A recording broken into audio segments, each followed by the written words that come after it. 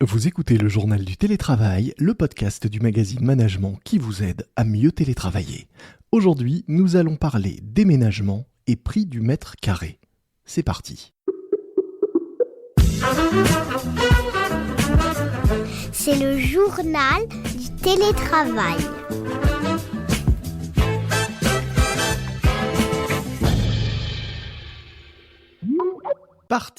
Partir, chantait Julien Clerc. Oui, partir télétravailler ailleurs, au soleil, pourquoi pas, ou plus simplement au calme, avec de l'espace, de la verdure et une pièce adaptée. Le rêve, quoi, pour beaucoup de télétravailleurs, notamment ceux des grandes villes et en premier lieu des Parisiens. Mais combien passent réellement à l'acte et combien se contentent de rêver ? Y aura-t-il vraiment un exode des télétravailleurs vers la campagne, la mer, l'étranger même, pourquoi pas ? On en parle aujourd'hui dans notre podcast avec Barbara Castillo-Rico, responsable des études économiques chez Meilleurs Agents, le spécialiste de l'estimation immobilière en ligne. Bonjour Barbara. Bonjour. J'ai tenu à vous recevoir aujourd'hui dans notre podcast car vous venez de publier avec Meilleurs Agents une étude sur le télétravail et son impact en matière d'immobilier. Premier constat, pas d'exode en vue, mais ça on va y revenir. Parce que pour commencer, avant même d'essayer de savoir si les télétravailleurs veulent déménager, vous avez sondé les Français sur leur désir de télétravail. Et ce qui est intéressant, c'est de voir que le chiffre est très différent selon qu'on habite à Paris ou ailleurs en France. C'est ça ? Tout à fait. C'est les premiers constats de cette étude que nous avons menée à Meilleurs Agents. Première bonne nouvelle, c'est que les Français et les Françaises souhaitent continuer à télétravailler. Particulièrement, 47% des Français aujourd'hui envisagent de continuer à télétravailler au moins de façon ponctuelle. Et ce constat est encore plus fort à Paris, qui est donc 72% des Parisiens qui envisagent de continuer ces rythmes de télétravail après la crise sanitaire. Mais quand on regarde particulièrement en détail quel est le rythme souhaité pour les mois à venir, on est loin quand même de ces 100% de télétravail. On est vraiment sur un rythme plébiscité de 1 ou 2 jours de télétravail par semaine. Donc loin de ces rythmes des 100% de télétravail, on est sur un compromis un peu entre la vie professionnelle, entre la vie personnelle, on garde les liens sociaux avec les collègues, tout en pouvant, restant et nous offrant des nouveaux choix des localisations. Et c'est ça où je vais en venir. C'est une bonne nouvelle pour les marchés immobiliers. Oui, parce que même si on télétravaille que quelques jours à l'avenir, ça donne quand même des envies de mobilité et de bouger. Et alors, autre chiffre intéressant de votre étude, on retrouve dans ces envies de déménagement un même écart entre Paris et le reste de la France, puisque vous dites qu'un tiers des actifs envisagent aujourd'hui de déménager et la moitié des Parisiens. Tout à fait, c'est ça, c'est exactement ça le constat. Et c'est pour ça que je disais c'est une bonne nouvelle pour aujourd'hui les ménages français, parce que même si 1 ou 2 jours par semaine peut sembler peu, Mhm. ça va jouer un rôle important dans ces désirs de changer de vie, de déménager pour gagner en qualité de vie et confort. Donc les constats en soi des un Français sur 3 ou un Parisien sur 2 qui souhaitent quitter les grandes villes ou changer des vies pour gagner en confort n'est quand même pas un constat nouveau. Hein. On le sait depuis toujours, les Parisiens ont toujours voulu quitter Paris. Mais ce qui est aujourd'hui nouveau, et c'est ça qui est intéressant, c'est que le télétravail est là, et le télétravail est là pour rester. Donc, ça va vraiment s'inscrire dans la durée. Mhm. Et ce nouveau rythme de télétravail à 1-2 jours par semaine pourrait vraiment permettre aux ménages français et aux Parisiens, entre autres, de sauter les pas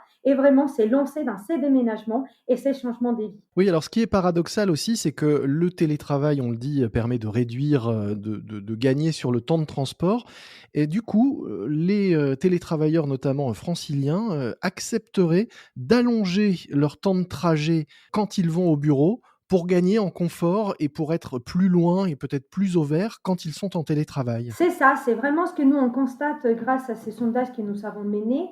Il y a 55% des ménages qui souhaitent déménager, qui sont prêts vraiment à s'éloigner. Mmh. On se rend compte qu'ils sont pas prêts à partir très très loin. Ils souhaitent rester plutôt pas très loin des bassins d'emploi, avec seulement 12 minutes en moyenne de plus, et que 75% des sondés ne souhaitent pas faire des trajets de plus de 45 minutes. Ce qui est quand même une petite surprise parce qu'on a quand même beaucoup parlé ces derniers temps l'exode urbain vers les rurales, on va aller vers les villes moyennes qui sont bien connectées, mais qui quand même restent à une heure et quelques des grandes villes.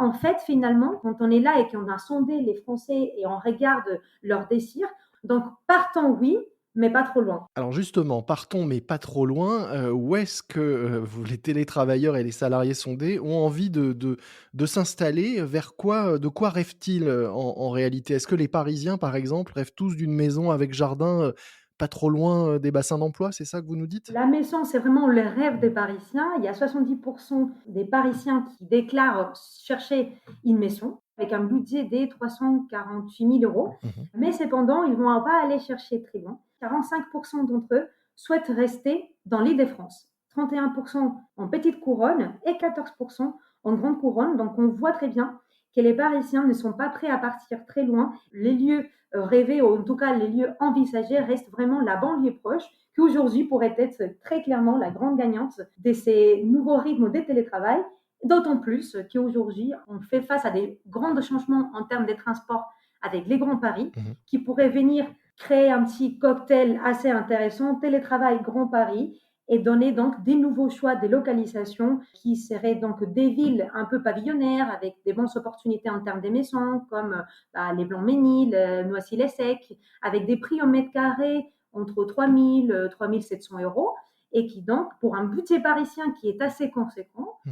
pourrait donc proposer vraiment des plans très attractifs pour s'acheter une maison qui pourrait être de plus de 90 mètres carrés, au-delà des 100 mètres carrés, parfois avec un bon jardin. Donc, des bons plans en termes de recherche maison, pas très loin de la ville, et surtout restant connectés au bassin d'emploi. Donc ce qui est intéressant, c'est qu'on est loin de l'image, des Parisiens et des télétravailleurs parisiens qui fuiraient Paris pour aller, télétravailler depuis des grandes villes de province ou le bord de la mer ou la campagne.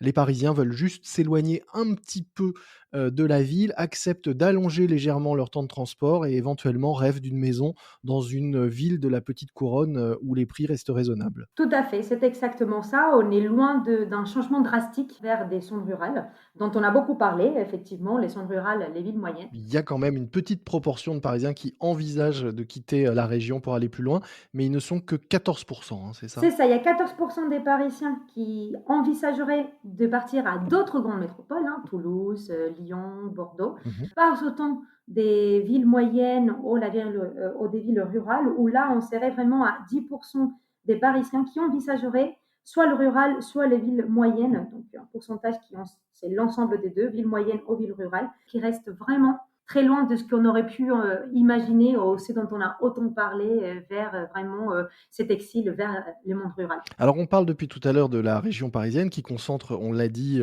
une proportion importante de salariés souhaitant continuer à télétravailler et ayant ce rêve de déménagement. Mais qu'en est-il des autres grandes villes? Est-ce que eux aussi, est-ce que les habitants de ces autres, grandes villes, ces capitales régionales ont envie de changement, de quitter les centres-villes pour, gagner en qualité de vie et en espace? Alors oui, eux aussi, ils ont envie de déménager pour gagner en qualité de vie et espace, hein. On reste dans à peu près les mêmes chiffres que pour Paris Mmh. et le reste de la France. 46 d'entre eux souhaitent rester vraiment dans les aires urbaines des grandes métropoles. Et là, on voit un petit peu un mouvement vers les villes moyennes. 41 d'entre eux envisagent quand même de déménager à des villes moyennes d'entre 20 000 et 100 000 habitants. Est-ce que, malgré tout, je le disais, vous êtes spécialiste, vous, de l'estimation, immobilière en ligne et vous observez, toutes ces tendances, de prix, de l'immobilier. Vous l'avez dit, les Parisiens ont un budget moyen de 348 000 € pour acheter une maison, contre 262 000 € pour le reste de la France. Est-ce que le fait qu'ils soient moins nombreux à quitter Paris est une bonne nouvelle pour ceux qui veulent, acheter? Parce que ça ne va pas contribuer à faire flamber les prix, dans toutes les régions autres que Paris. Sans vouloir minimiser l'impact social de ces changements, il faut rester quand même assez réaliste. Paris ne va pas perdre son pouvoir d'attraction. Pourquoi? Parce que c'est vraiment la capitale économique du pays, c'est là où il y a la plus forte concentration d'emplois. C'est la Mmh. même chose pour les autres grandes métropoles, c'est là où on trouve l'emploi, les bassins d'emploi, les services. Donc on est loin d'imaginer vraiment que les grandes métropoles et la capitale va se vider, c'est pas ça, mais c'est vrai qu'effectivement il y a des changements qui sont en place, et il y a certaines villes qui pourraient forcément tirer leur épingle du jeu, des nouveaux marchés qui seront forcément dépendants de la connectivité de la ville et de cette facilité, c'est dire on est proche de l'emploi parce qu'encore une fois, on n'est pas sur 200% télétravail, on est sur 1-2 jours de télétravail, donc on a besoin encore de rester dans les bassins d'emploi ou proches des bassins d'emploi, mais il y a quand même forcément certains marchés d'aéroports, même des nouveaux marchés d'aéroports qui vont se créer, parce qu'aujourd'hui on est prêts à aller un petit peu plus loin, qui pourraient tirer leur épingle du jeu et forcément voir leur prix immobilier à la hausse. Mais ceci dit, on n'attend quand même pas un exode total des grandes métropoles qui vont continuer un peu dans leur lignée parce qu'elles sont toujours attractives et c'est là qu'il y a l'emploi. Merci beaucoup Barbara Castillo-Rico. Je rappelle que vous êtes responsable des études économiques chez Meilleurs Agents, le spécialiste de l'estimation immobilière en ligne, et que vous venez de réaliser donc une étude télétravail et immobilier, l'exode urbain pas pour demain, une étude vers laquelle nous mettrons un lien dans les notes de cet épisode pour ceux qui souhaiteraient retrouver l'ensemble des résultats. Merci beaucoup. Merci beaucoup à vous. Au revoir. C'est la fin de cet épisode de notre podcast, un autre podcast signé Management que je vous recommande. Il s'appelle Trouveur d'emploi. Il est animé tous les vendredis par Christelle Defoucault, experte en recherche d'emploi et ancienne recruteuse elle-même. Et elle vous donne toutes les semaines des conseils précieux pour mieux rechercher et trouver un emploi. Trouveur d'emploi par Management, à écouter sur l'ensemble des plateformes d'écoute. Moi je vous dis à très vite. D'ici là, soyez prudents. Respectez les consignes, les gestes barrières, ce qui reste du couvre-feu et du confinement, et bon télétravail à tous. C'est le journal du télétravail.